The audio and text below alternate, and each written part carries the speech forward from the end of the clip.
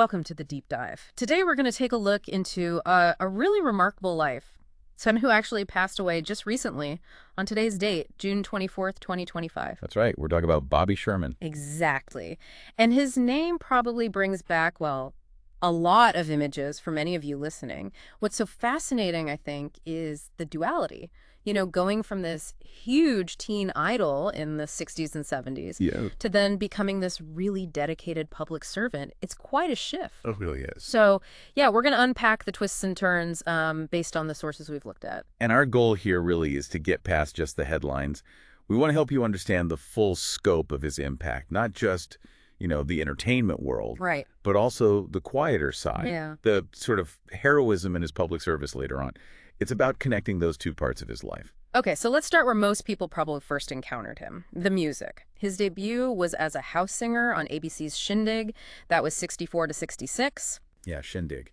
That show was a really big deal at the time, a huge platform. It definitely set the stage for what came next for him. Which was pretty rapid, wasn't it? His rise in pop music. Oh, incredibly fast. Yeah. And what's interesting is he wasn't just like a one-hit wonder. He had a string of top 10 hits. Like Little Woman. That was massive. Absolutely massive. Platinum certified, went to number 3 here in the U.S.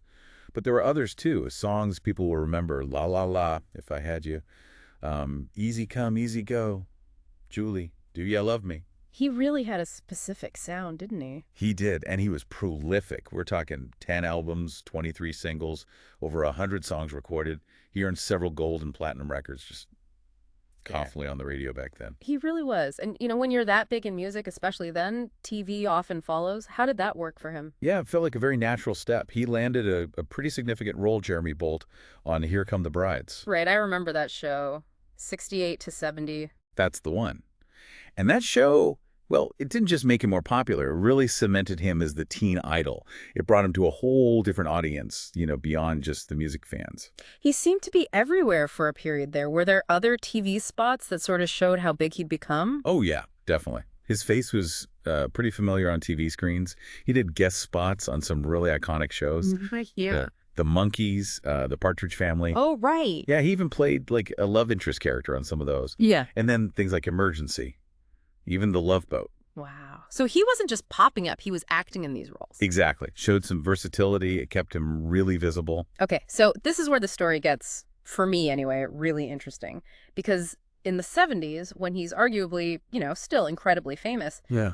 he decides to step away from show business, mostly. Yeah, it's a fascinating pivot, isn't it? What prompted that? Do the sources give us a sense of why he'd leave all that behind? It doesn't seem like there was one single, dramatic, I quit moment. It seems more like a gradual but very deliberate shift towards a life of service. Service how?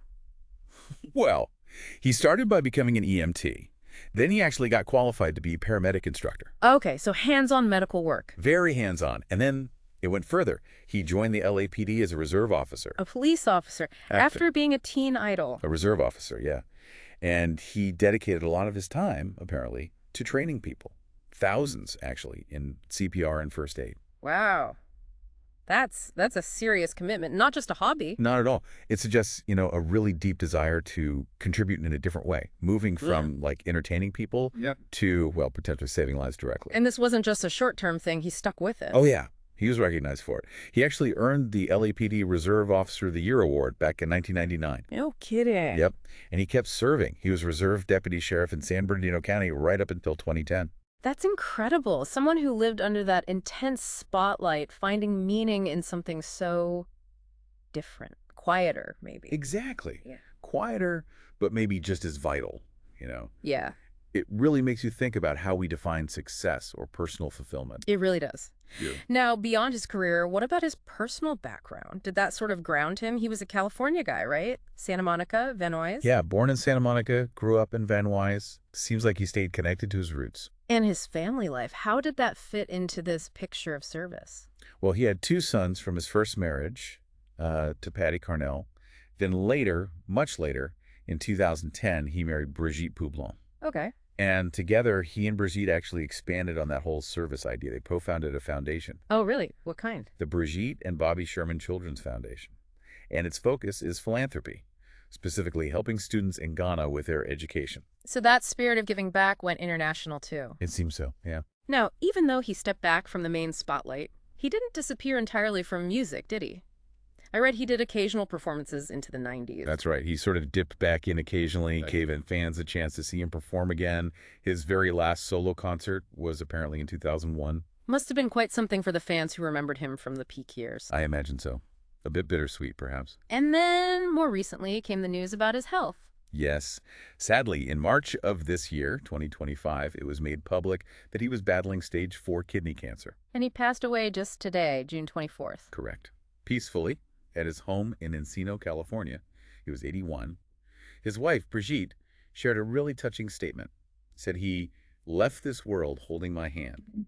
Brave, gentle, and full of light. That's quite a way to be remembered. Brave, gentle, and full of light. When you think about his legacy, it's complex, isn't it? He's got that bubblegum Bobby image, Light. which, perfectly captured that whole upbeat teen pop sound.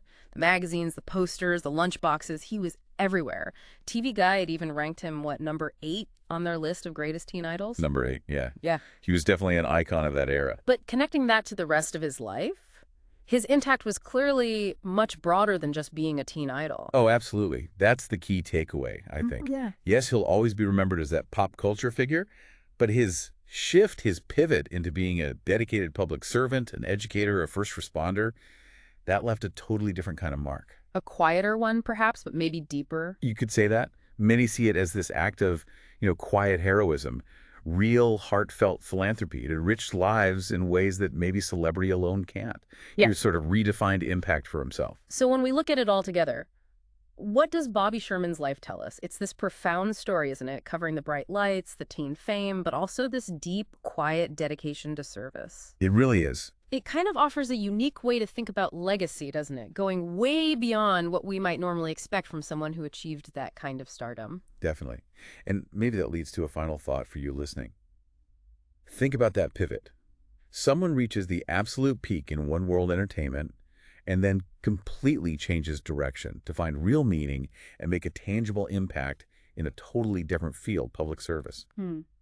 How does that challenge maybe your own ideas about what success looks like, or where you might find personal fulfillment? What could his journey mean as you think about your own path?